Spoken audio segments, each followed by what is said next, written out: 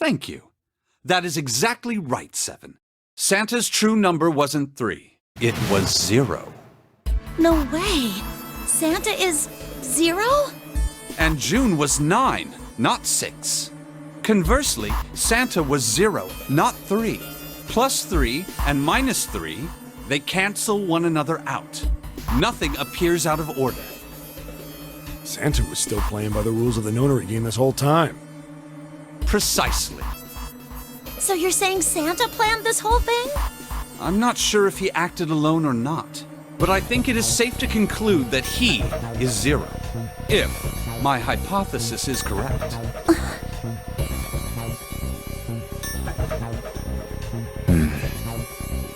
Snake's hypothesis. Something doesn't seem right. June's bracelet being flipped. Even if that were possible, that would mean there are 2 number 9 bracelets. And if that's the case... All right, that's enough talking. Let's go. It's high time we went through that door.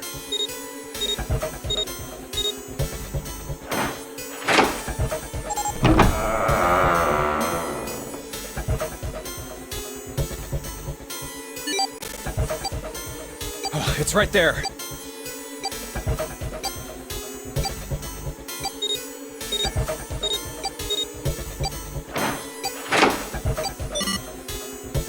Oh. All right, let's keep going. I think these stairs go to the bottom deck. Looks dry. Let's head down.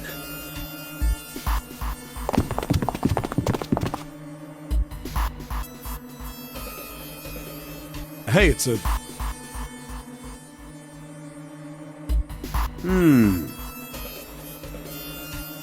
This is the Neptune symbol. There must be a key. Neptune key. I only have the Uranus key card. It's a different planet. Plus, it's the wrong kind of key. Let's turn around and go back for now. Yeah. Hey, another door. And a card reader this time. It's the Uranus symbol. This is the place.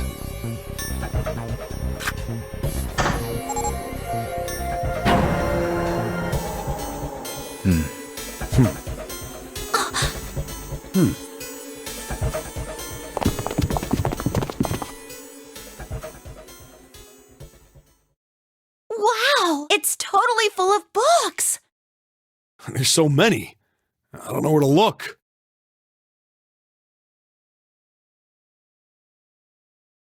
All right, if we want to get through that door out there, we need the Neptune key. I say we split up and look for it. Okay. Very well. Sure thing. Good. Let's get started then. We don't have a lot of time. Hurry.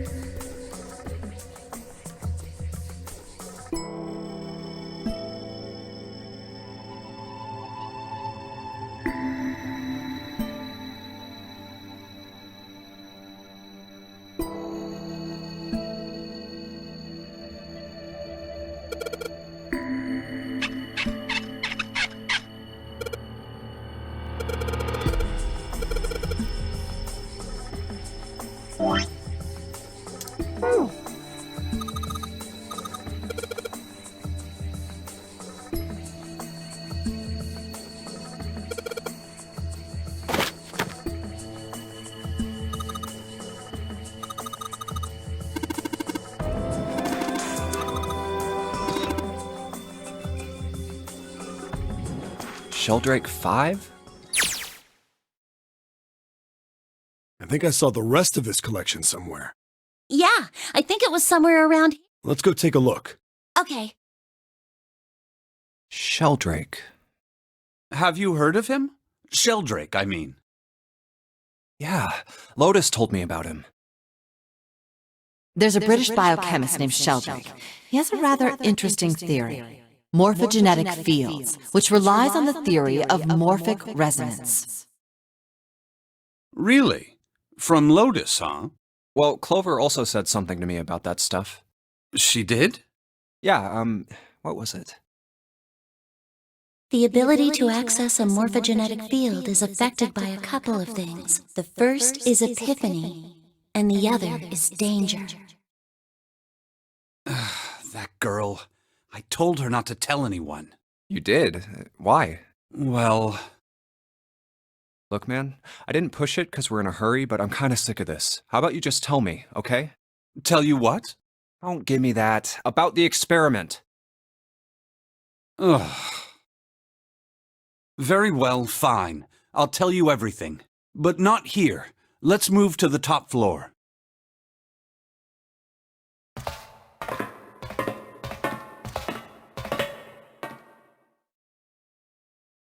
I suppose I might as well start by telling you why I kept quiet. and why I made sure Clover did as well. To be honest, the explanation is quite simple. Zero told me not to. I had little choice. He didn't walk up and tell me, of course. He gave me a message engraved on a card. That's a Braille card. It looks just like the one you showed us earlier. So you had two... No, only one. Huh? What do you mean? I thought that card just had some rules for the Nonary game on it. Yes, it did. And those were the rules I read you. However, they were not the only thing on the card. There was something I didn't read. Well, perhaps I should say, there was something I couldn't read. And that was? Tell no one of the events that took place 9 years ago. Tell, and I activate your sister's detonator. It's a threat on our lives. Oh. Well, Well, what about Clover? Did she get a message from Zero too? I don't believe she did. But doesn't it strike you as strange that Zero would shut my mouth, but not hers? Yeah. To be on the safe side, however, I told her it was best not to tell anyone. Still, apparently she told you. That girl. What's wrong with her telling me? I figured some stuff out with the things she told me. I mean, it looks like the whole activate her detonator thing was just a bluff. She's prancing around downstairs happy as a clam now that you're back. That's very true. I've decided I can trust you. I've decided to tell you the truth. The chance that Santa is Zero is very high. I feel I can assume Santa doesn't have the time to observe us at the moment. And at any rate, even if he were, I very much doubt he would kill us. Why? Clover told me about the four-leaf clover, about the words. If he knew about that, then he was in my group during the first experiment. I'm sure of it. He wouldn't kill us, no matter what the situation was. Hey, Snake? Yes, I know. You want to know what happened during the experiment. Yeah. How much do you know? Clover told me about... I see. The morphogenetic field in the experiments 9 years prior. How the experiments had taken place simultaneously at 2 locations, one being the ship and the other being a building in Nevada. And the girl that died during the experiment. She told you all that, did she?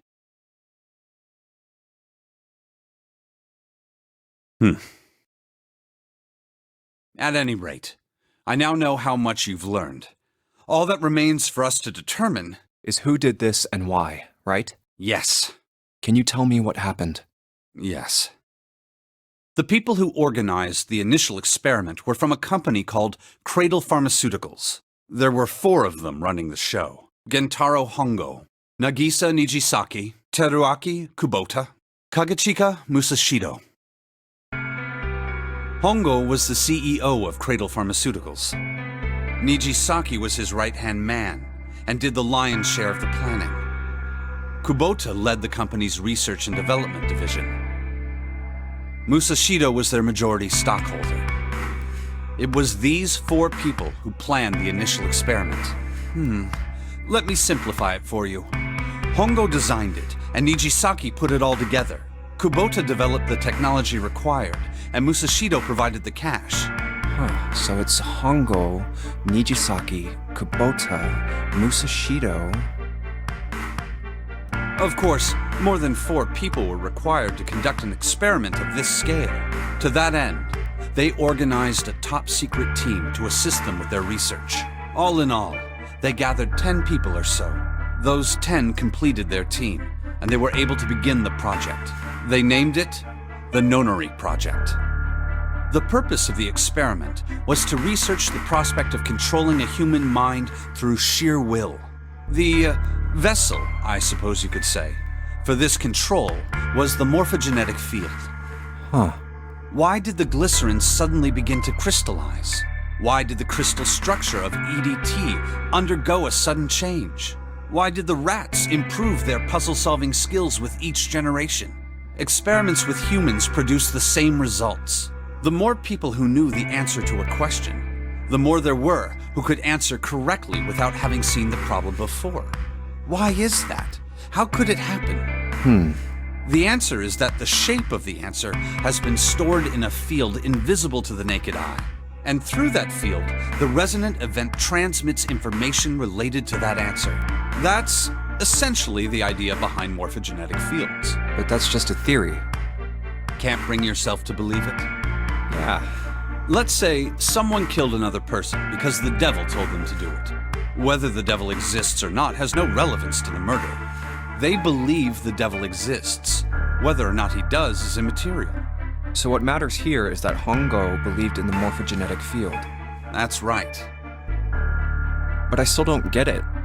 You said they wanted to figure out how to control people, right? That is what you were saying. Yes. So how are they going to do that with a morphogenetic field? I'll keep it simple. Let's suppose 10,000 people have solved a certain problem. The chance of you knowing that answer, even if no one has told you, will go up. Let's have another example, shall we? Say 1 million people were to do a handstand right now. Tomorrow, the chances of you doing a handstand would be higher, even if you had heard nothing of this hypothetical mass handstanding. Mankind's thought process and actions are all part of a resonant event. All of the resonant events encoded in the fields are projected onto you. Of course, this assumes you believe in this theory. Do you follow so far? Yeah. Now, if there was a person who had the same effect as those millions of people, what would happen? If that one person were to do a handstand, other people would find themselves wanting to do handstands as well.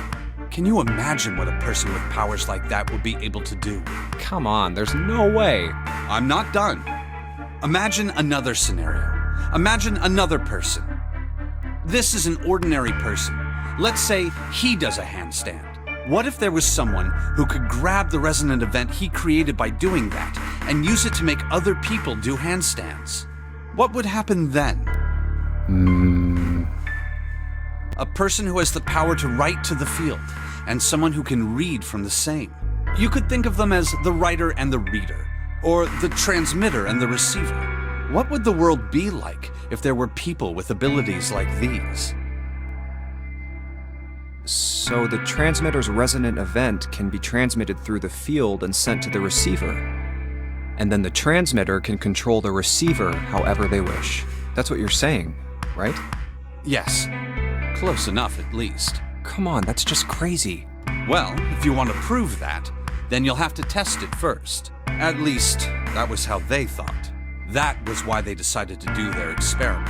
That was how the Nonary Project began. By the way, Junpei, have you ever heard of the Ganzfeld experiment? Yeah, that was an experiment in telepathy, right? You place a pair of subjects in separate rooms. Then you show one a picture and ask the other what they see. Interesting. I'm impressed. Yes, that is exactly correct. So, why did you bring up the Ganzfeld experiment? It was used to screen subjects for the Nonary Project. The hospital in a remote town was affiliated with Cradle Pharmaceuticals. Hongo used it to conduct experiments on visiting children in secret. Some of them, he found, had potential. He began to gather children that showed promise. Children that seemed as though they might be able to access the field. Of course, none of them volunteered. They were kidnapped. There were 9 pairs of siblings taken, for 18 children total. For reasons that were not fully understood at the time, each pair had one transmitter and one receiver. They were split perfectly. As such, the 18 children were split into 2 groups of 9. The children who were put into Group Q were the ones who excelled at transmitting. They were transferred to the mock experiment building known as Building Q in the Nevada desert. The children who excelled at receiving were put in Group A. Group A was then placed on the former hospital ship Gigantic. From the experiments he had conducted so far, Hongo had learned the following. There are 2 things that can increase one's resonance with the fields. The first is epiphany. The other is danger. Have you ever been faced with an especially difficult problem and thought about it very long and very hard until finally an answer suddenly appeared in your mind? It may seem obvious to say so, but that is what is meant by epiphany. The information obtained through that epiphany can be easily transmitted through the fields, where it can be easily interpreted. Adding danger to that equation allows for even easier field access. That's where Hongo came in. They set up a number of puzzles across the Gigantic. The participants had to solve each one before they could move to the next room. Of course, he hadn't forgotten to include danger. He had detonated a bomb on the hull of the Gigantic. The children in Group A were forced to play the Nonary game as the ship sunk. By forcing the children into a life-or-death situation, Hongo hoped to increase the likelihood of their tapping into the fields. The children from Group Q, on the other hand, were confined to the mock experiment building, Building Q. Building Q duplicated the interior and puzzles of the Gigantic exactly. Every detail was exactly the same. Hongo explained the situation to the children in Group Q. Solve the puzzles you find throughout the rooms.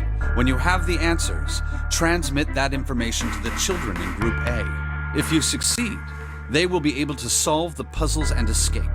But if you fail, then the Gigantic will sink, and your brothers and sisters will drown. Those were his orders. Do you know why the astronauts of Apollo 13 were able to return to Earth safely?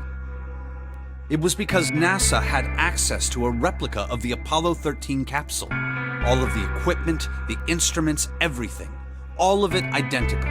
Everything was just like the real Apollo 13. NASA was able to replicate the situation the astronauts found themselves in. By putting themselves in the same situation, they attempted to solve the problems the astronauts were dealing with. Once they found solutions, they reported their findings to the men aboard the actual capsule. That was how they were able to return safely. It was the same with the Gigantic in Building Q. The children from Group Q had to use the power of epiphany to solve the puzzles they found and transmit what they learned through the fields. The children in Group A, however, they had to access the fields to learn how they might advance to the next stage. That is the simplest explanation I can manage.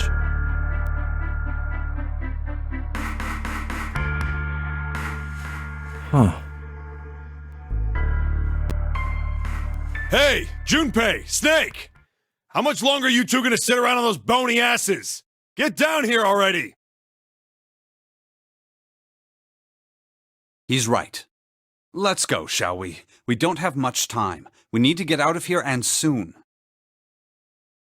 Hold it. There's one more thing I want to ask you. Are you sure that there were 18 kids?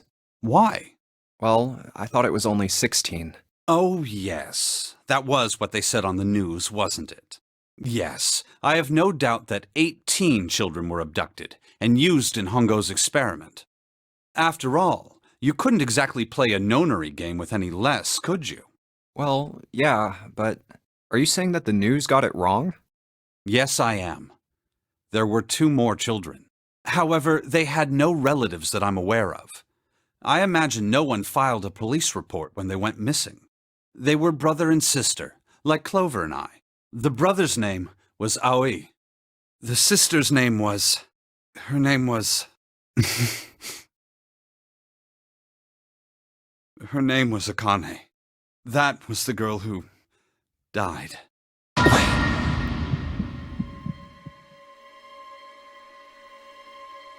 Akane Kurashiki died 9 years ago? Then, who is June? No. That's impossible. It can't be true. Akane isn't that uncommon of a name.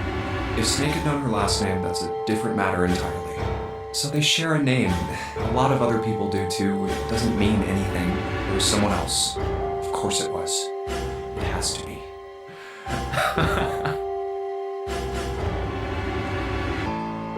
Is something wrong, Junpei? Your breathing sounds strange. Oh, no, it's nothing. I'm fine. Let's get back down there, all right?